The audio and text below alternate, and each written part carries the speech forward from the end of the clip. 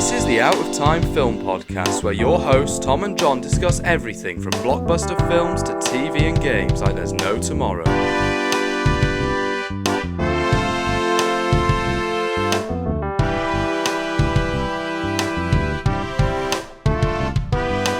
Hello and welcome to the Out of Time Film Podcast. I'm Tom. I'm John. And this week we are talking about Alien Romulus. Romulus. Alien has some ups and downs. You know, the first one is immaculate. Aliens is also incredible. I love that film to bits. But with the rest of the series, some of it isn't that good. But there's some really good stuff like the prequel trilogy, but we didn't get to see more of that. Don't say the prequel trilogy.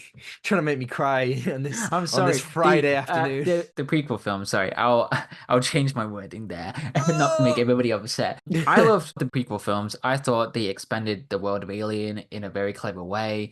I know Ridley was really passionate about it, but sadly we don't get to see the end of that trilogy. But here we have Romulus. We got a different director. We get to see different directors working on Alien films. But this one was produced by Ridley Scott, and we've seen so much promotion. We've seen so much hype around it. You know, with Ridley, he was just like, don't mess up the film. I'm warning you, do not mess up the film. Yeah, he even gave a note to Fede Álvarez being like, listen here, you. Don't fuck it up. And you know what? Fair enough. There's a lot of pressure. I think that the great thing about Aliens as a franchise, this is our 7th film. Every single one have the exact same strength, and that is the direction. All the directors brought onto Alien, I mean, obviously, infamously David Fincher on Alien 3, and he hates that film. A lot of people hate that film, but I will say that his direction is as immaculate as the rest of his filmography is. Ridley Scott, James Cameron, David Fincher, I don't know who directed Alien 4, but even so, the direction on that film, I'm going to Google it, I feel bad. Jean-Pierre Jeunet, great work on Alien Resurrection, even though it's probably the worst one. Yeah. They all bring something new and exciting, and they just do it well. And I think that Fede Álvarez, straight up alongside them, the direction in this film is utterly fantastic. They wanted to bring Alien back to basics. They wanted to make, a classic Alien, horror stalker kind of film, and they do it. Well done. You did it. I'm proud of you. Yippee. You did exactly what you Yippee. set out to do, but that's a bit boring to me. I think this film is good. It does what it says on the tin, but this is film 7, and I know exactly what I'm going to get, so you've got to give me something more. And this film didn't in the slightest give me anything new, anything interesting, apart from being very well made and really tense and fantastic sequences, yada, yada, yada. I walked out of the cinema today and I was just like, there we go.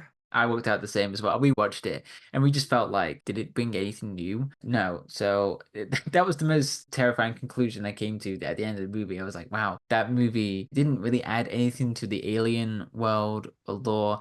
But this was kind of like an amalgamation of everything we've seen in the Alien franchise. Sadly, we don't really get to see new ideas or new concepts for this, which is really sad.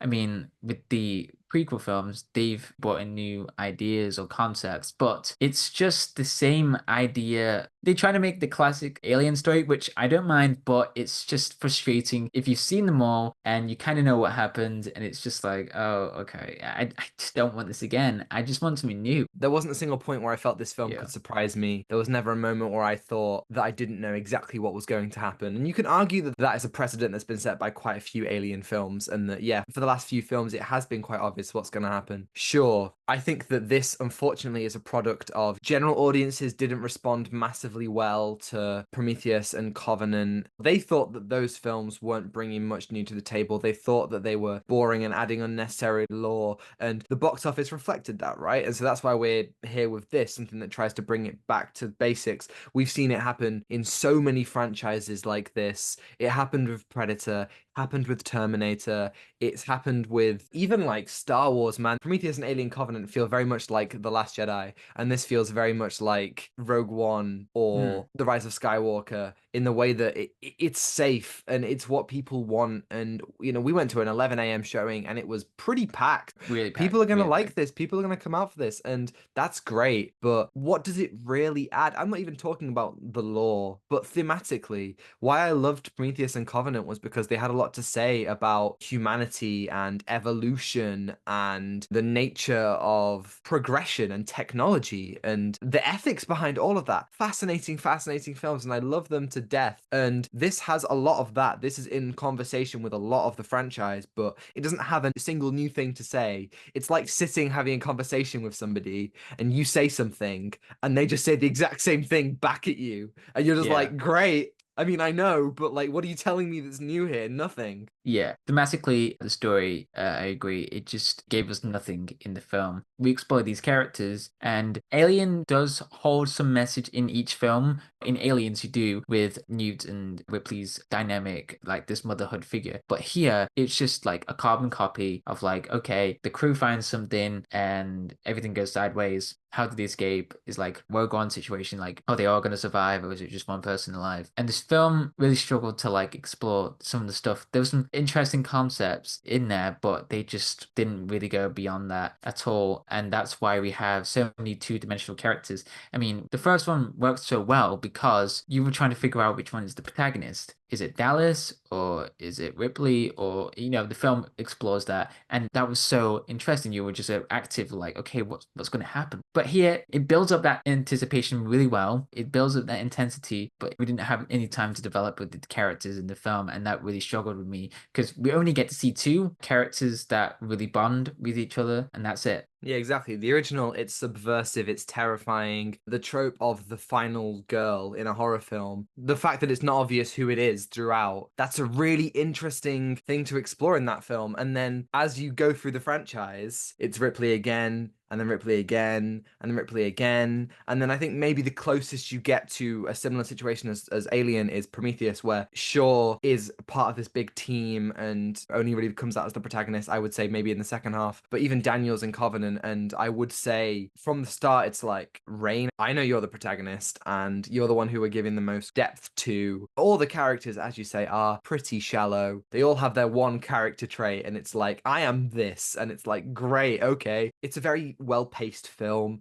I never felt slightest bit unengaged or bored. I think that it really effectively sets up all the elements and utilizes them throughout. There's some really great sequences in the third act, which are using things that we have found out from before. That's great. But the problem with films that move so efficiently is that you cut out a lot of that character building stuff.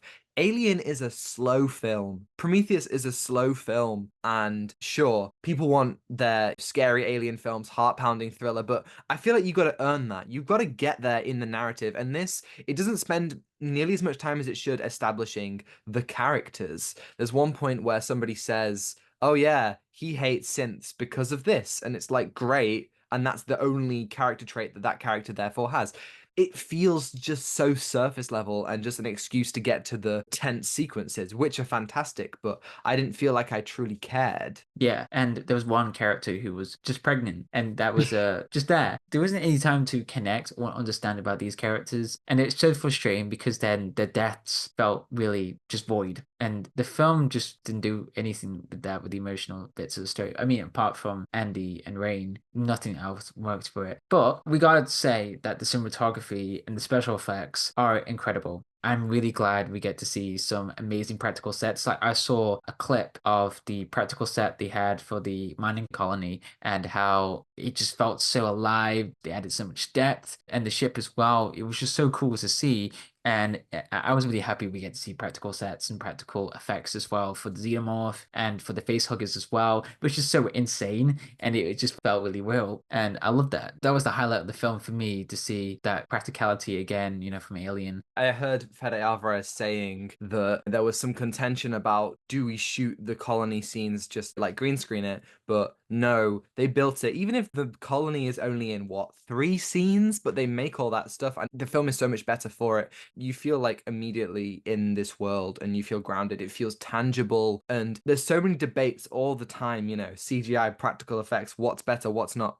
It's the blend of the two when you really get it right. Unless you're Avatar, just CGI is never going to cut it. And I think that also, with the vision that a lot of modern films have, CGI characters and full CGI settings, you can't just do all practical. This film gets that blend right. There's only 2 times in this film when I obviously was taken out of it because of CGI. 2 times as in 2 instances. There's a particular character who the CGI, we will get to that in spoilers, but that particularly was very, very bad, atrocious. Yeah, But very bad. the point Very, is very that apart from that and one other scene, I was never taken out of it by CGI. The blend of practical and visual effects was so seamlessly done, and it was just like, you see the xenomorph with all the goo dripping off it, and like the little like pods that they like, the kind of cocoons, and all the gore and the blood. It was wonderful. I was very happy. Yeah, it was very wonderful to see. And I was kind of let down by that CGI, which we were talking to about. Let's do it. And, Let's just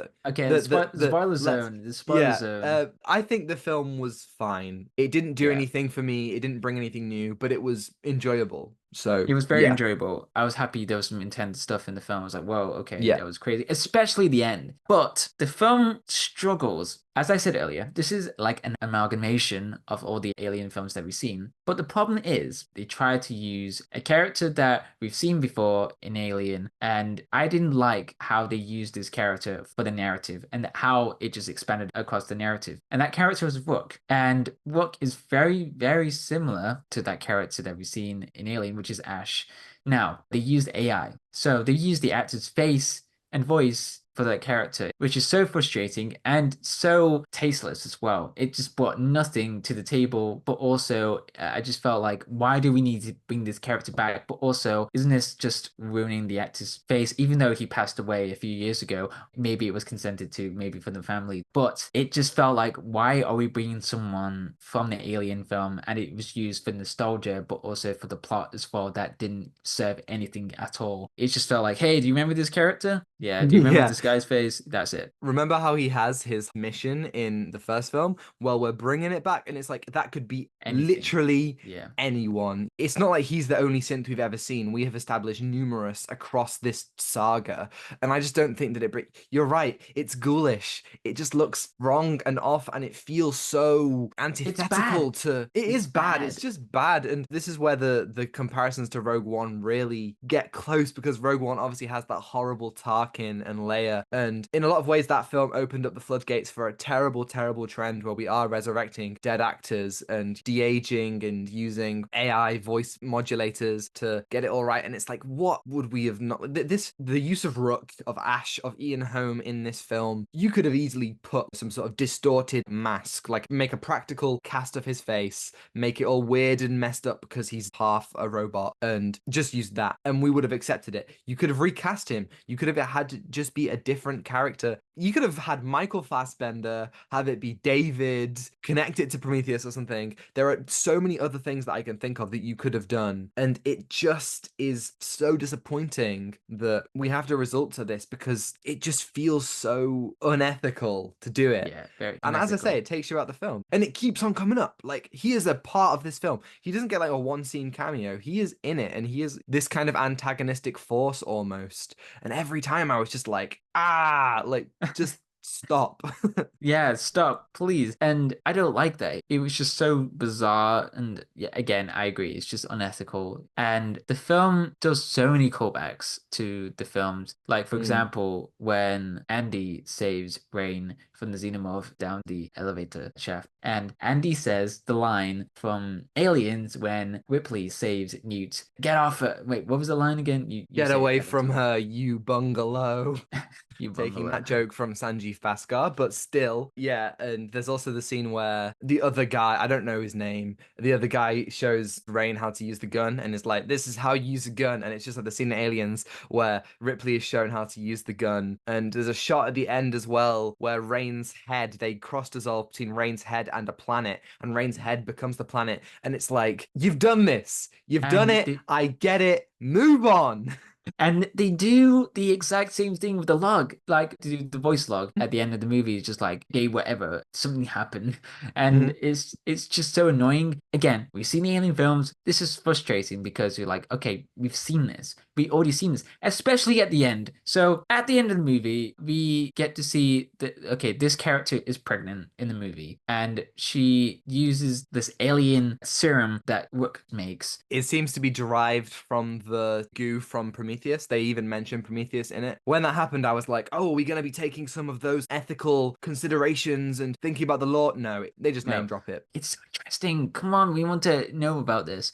But then the pregnant woman, I forgot her name. We don't even know the names that well in the movie. She takes the serum and then she get in the cryopod and then something happens. She's infected and she's pregnant again. This is important because she's pregnant. They never mentioned that. Oh my god. And she gives birth, which was crazy, to this pod. And it's like, what is this? Can I just say that was an amazing scene though. The tension was ramping up, the gore, it was fantastic. It was insane. And then the pod is like acidic and the baby turns into this messed up, like, those who've seen Bloodborne, it reminded me of this boss, Orphan of Kos, and it was just terrifying. It was terrifying to see. And it's like, oh my god, imagine you just gave birth and that was your child, just like that, and just stood over you. It's like, oh my god, what is this? And it was terrifying. It was absolutely terrifying to see. But that was great and all, but they do the same thing over and over again. In the Alien films, they get the monster or alien out of the airlock, and they do that every single time. And this happened again. I tell you, again! I felt like somebody was nudging me, like, hey, remember the airlock? Do you remember? It's like, yeah, I remember the airlock. Shut up. Like, I get it. And also, that whole idea of, giving birth to an alien, that is something that is loaded with possibility, but we've done it already. We did it in Alien Resurrection and in Prometheus, and it doesn't have an ounce of I would say that the Deacon in Prometheus, that's so much more terrifying seeing that moment. And when it comes to Alien Resurrection, the newborn, that's tragic. Like, you see the alien giving birth, the first time we've ever seen an alien giving birth and not laying an egg, and the newborn comes out and it's this horrible thing. It's this horrible like blend of alien and human, and it looks so sad and it looks like it's in such pain. And Ripley has this moment again. It's drawing on the motherhood themes and these ideas of experimentation and cloning and the ethics behind that, because look how much pain this creature's in. This, we don't get any of that. There's none of these ideas of the pregnant character whose name we don't know, played by Isabela Merced, is like, can she still love her child? What does she feel about it? Just terror. I mean, like, fine, it works for the scene, but are we not going to dig deeper into like what that means, or whether it's right for the Weyland-Yutani Corporation to make this kind of serum? That they used to make this creature was synthesized by them, the same people who are synthesizing Andy. Is it right to, we don't get into any of that stuff about life and death and AI, and it's there, it's right there, but they just don't want to go there because they just don't want to go there. They would rather have the freaky nostalgia-oriented throwback. Yeah, again, it is just all about throwbacks, and it's just so annoying, even though we want new concepts for the alien world, with xenomorphs, and what is the big deal with them. Hey guys, what's the big deal with the xenomorphs?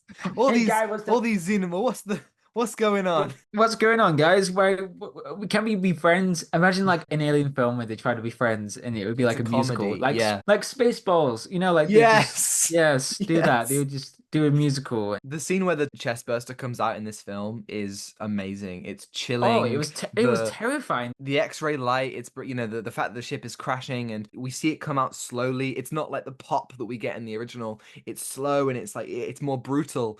And then I feel someone nudging me and I look next to me and it's John doing the little hat thing from Spaceballs, reminding me of that scene, and suddenly all the tension is gone because I just remember of the scene in Spaceballs where it comes out and just.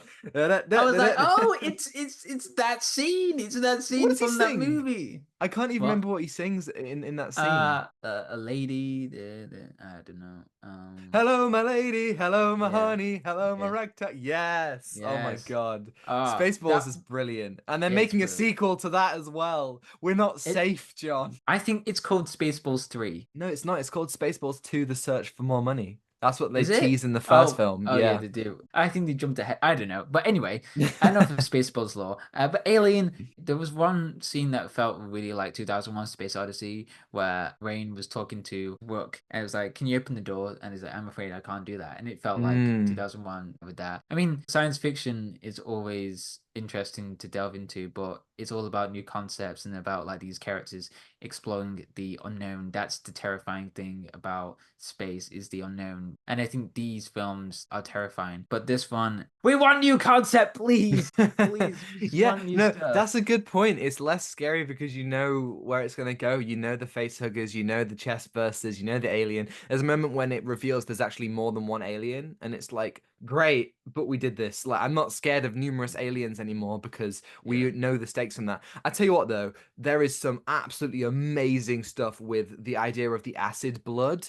We've never, like, at least from memory, I don't think that's something that we have really delved into. But even so, the way they did it with they'd set up the gravity and the anti-gravity earlier on, and there's the sequence where Rain turns off the anti-gravity and all the acid blood is like swirling in the corridor, and they've got to like go through it and then climb up the elevator shaft, and then the gravity turns off. Really well done. Again, this film is executed to perfection. I think that Fede Álvarez just nailed it with the direction. It feels tense and it feels amazing, and especially when it's not doing those odd references to everything else. It feels really, really powerful and really cool. And if it had a stronger backbone, a stronger narrative, and if it was more interested in its own themes, then like this could be one of the best Alien films. I could sit here and confidently say this is the best Alien film since Aliens. That would be wonderful. But unfortunately, I don't think it's close. It hovers somewhere in the middle. It's not the best Alien. It's not the worst Alien. It's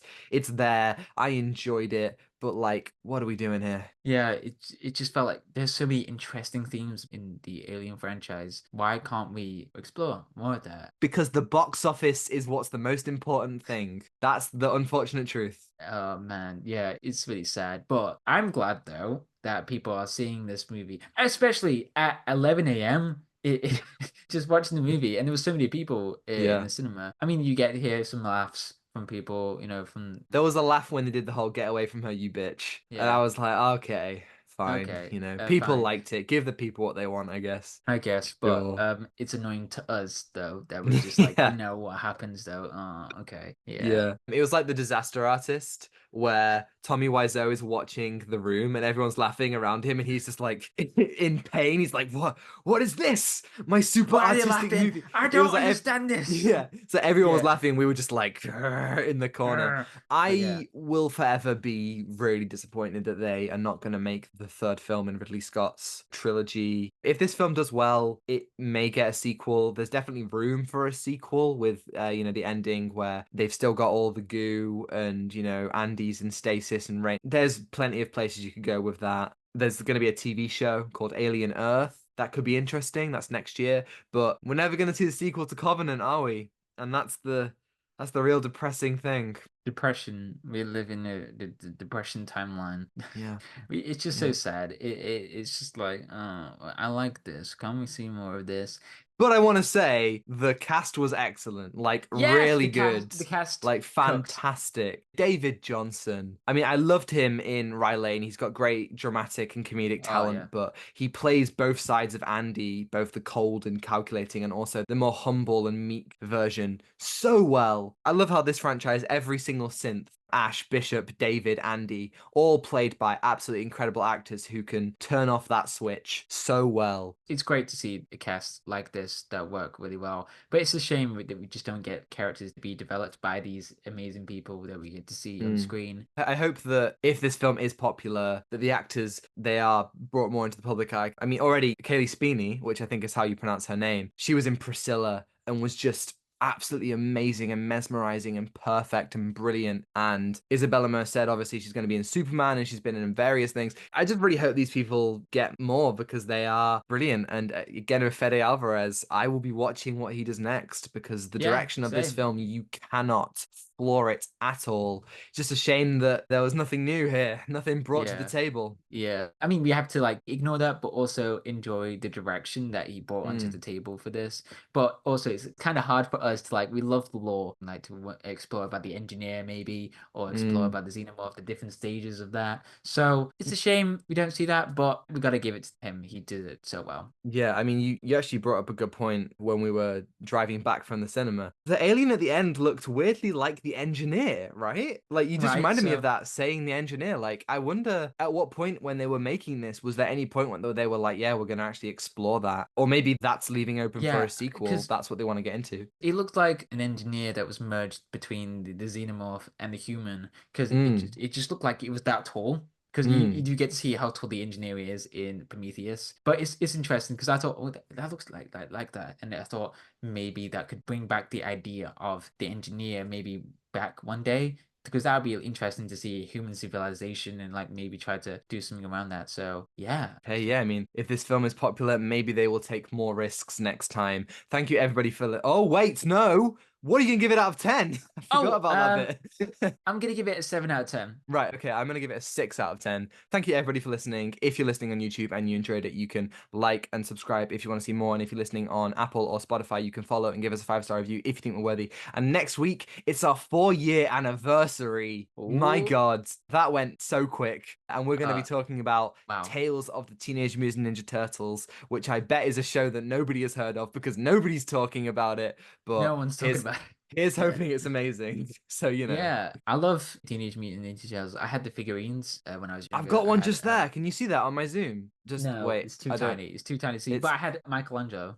Yeah! Leonardo, baby! Leonardo, baby! Right. Yes, and you can send us an email, ourstimefilmpod@gmail.com. Let us know your thoughts on Tales of the Teenage Mutant Ninja Turtles if you have watched it. And we'll answer it right here on the podcast next week. Yes, you can follow us on Instagram at ourstimefilmpod to see our current thumbnails from Zain Afzal, on Twitter for more thoughts from Tom From and Mum. me.